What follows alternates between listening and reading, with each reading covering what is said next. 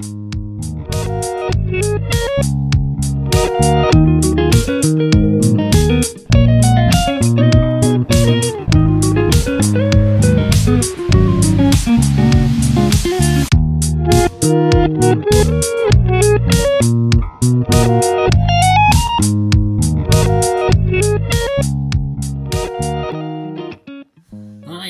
back to my film and TV channel. We're all staying safe and well. We've got rom-com territory today, a romantic comedy on Netflix. Yes, this was released on the 13th of February. Unlucky for some. Yeah, I'm reviewing it on the 19th of February. So, yes, just scouting around for something to watch. And this popped up and actually the trailer looked all right. So I thought, oh, I'll give it a try. Anyway, we're talking about La Dolce Villa. Not La Dolce Vita, the Dolce Villa. The Dolce Vita was a 1960 film. I know that because it popped up before when I was putting something in my search engine. This is 99 minutes. Yes, probably at least 19 minutes too long. 80 minutes at most, this one. I'm doing this review on the 19th of Feb. Small scores and any comments I've got, although there's not many critics out there commenting on this one at the moment. I've got an Internet Movie Database rating and just one critic that I know that I've quoted. Anyway, all scores and comments was at that date. Also about a successful businessman, Eric, travels to Italy to stop his daydreaming daughter, Olivia, from restoring a crumbling villa. Italy, however, has different plans for him as it delivers on its legendary promise of beauty, magic and romance. Bless. Yes, Scott Foley is the main guy in this, is Eric. Violante Placido as the love interest, Francesca. Maya Rafico as Olivia, his daughter, and Giuseppe Fuccia as Giovanni. And there's also a guy called Bernardo as well, but he's the baddie. No one with a name like that could be a baddie, surely. Listen, if you had to live in another country in Europe, probably I'd beg to live in another country in Europe, this place. But anyway, Italy would possibly certainly top of my list in the top 5 anyway. And this doesn't change my mind. I still love to live there. Of course, it's Tuscany, so a lovely part of the world. I thought this was a rom-com without much com, in fairness. I didn't see anything particularly funny. I think they had room for it, but obviously I don't know who put the script together, but there's certainly not a lot of humour. There's romance in it, very formulaic, but I was struggling with the comedy side.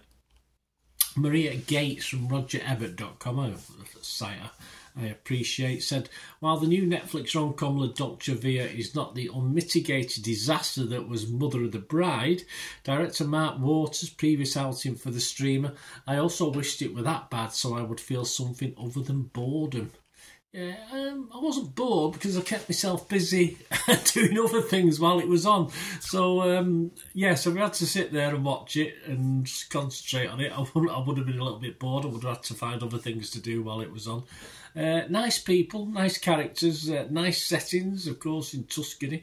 I was hoping, actually, when I saw the trailer, I was quite optimistic. I thought this would be a little bit of an update of Money Pit. Remember Money Pit? Tom Hanks? Brilliant film, brilliant film. At least for, say, a scene or two, at least, say, 10 or 15 minutes, but we didn't get anything like that at all.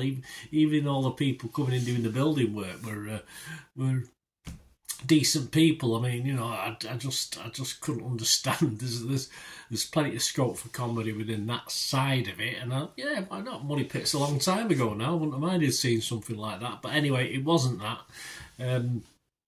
She went on to add, the countryside itself is filmed with a really hard, bright sunlight that somehow manages to flatten and wash out the beauty of the region.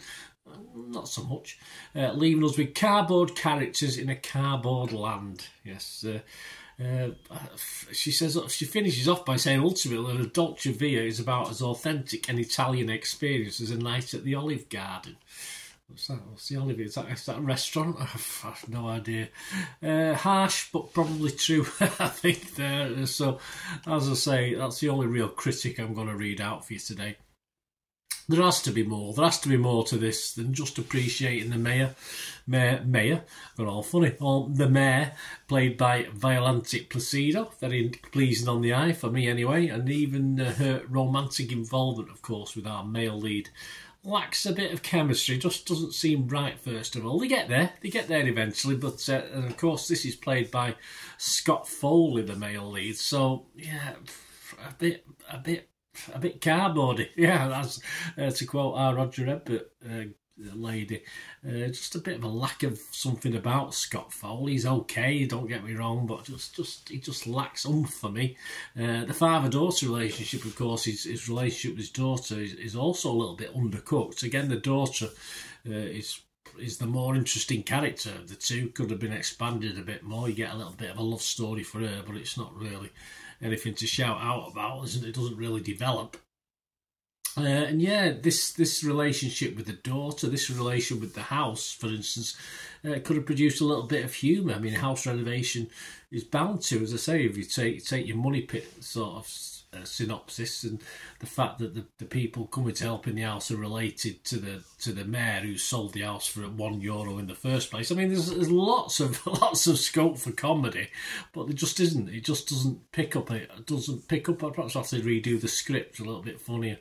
Yeah, it would have been nice to see if Foley could play comedy a little bit better than romance, because he couldn't really play that very well.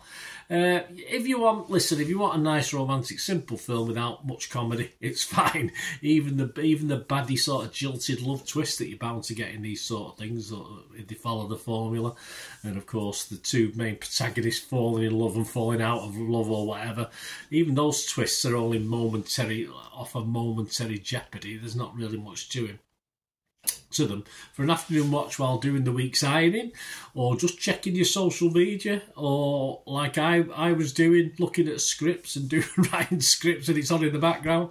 Yeah, it's all right. It's harmless. It is what it is. Very forgettable. This is the stuff, of course, that Hallmark is very good at. And I really want a bit more from my Netflix subscription, I'm afraid, than just reiterating stuff that Hallmark does very well. And it has that sort of vibe to it. If you like that sort of vibe, that's fine. That's fine. But for me, I want a little bit more. A bit more bang for my buck. Rotten Tomatoes audience, 58% positivity, so almost that magical 6 out of 10. But Internet Movie Database, there's quite a few reviews, 3,500 almost. And it's getting a good average, some good reviews on this, some poor ones, but some good ones as well. People liked it, nice simple romance. I say, forget the comedy element, you want a laugh, don't watch this. Internet Movie Database, 6.1. So there you go, that's over the watchable score, is it? And I've got to give it a score. Anything gets less than a 5, I don't usually rate it, but I'm going to give this a basic 5 out of 10, as I said, because it came in handy to have a listen to, and as I say, watch the Lady Mayor. That sort of kept me happy for an hour or so of the 90 minutes when she was on screen. So yeah, I'll give it a 5 out of 10. I'll be fresh on Rotten Tomatoes. I'm not going to be rotten on it. It's not a total disaster, but I'd have to be mixed on Metacritic.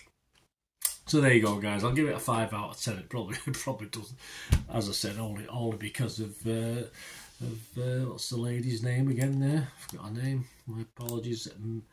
Violante Placido. Yeah, Maya Rafico's was worth a watch as well. Them two sort of characters helped the film along. Violante Placido, because I find her very attractive. And so there you go. Nothing wrong with that, is there? Scott Foley, it might appeal to you, but not to me. Anyway, thanks for watching, guys. Let us know your thoughts. Let us know your comments on this film in the comments below, or just contact me through my socials. And of course, if you do like what I try and do here, it's not just about my opinion. I try and give a wide other people's opinions as well with these films, and so give you a base of to what to work to. It's not just about what I think, is it? But it's opinions, and it'd be a very boring world if you all thought the same, wouldn't it? But let me know what you thought, and of course, if you do like what I try and do and want to support the channel, if you can, guys, I'm not too proud not to ask for that. If you can help us out going forward, all you have to do is keep watching and listening. Ways to help me out, guys, if you watch the ads, if the ads on this YouTube ads, that helps in a very little way, but it all helps. It all, watch the pennies and pounds look after themselves, they say, don't they? Or the pennies or the 10p's look after themselves. But if you watch the ads or follow the links on the ads as well, that's always a nice way. to support the channel if you sort of hang on for it. I've done that. I watched other people's and followed the ads, just something I fancied, which does happen from time to time. Of course, you can support me by pushing that subscribe button as mentioned earlier, and that's of course pressing the button so you know when these vlogs are coming out. And of course I'm always interested in your opinions, and of course if you can give us a like, that'd be wonderful as well. So thanks for watching, guys. Hopefully I'll join you very, very soon with something else. Until we meet again, I'll never ask one thing, don't I? Please stay safe, everyone. Bye for now.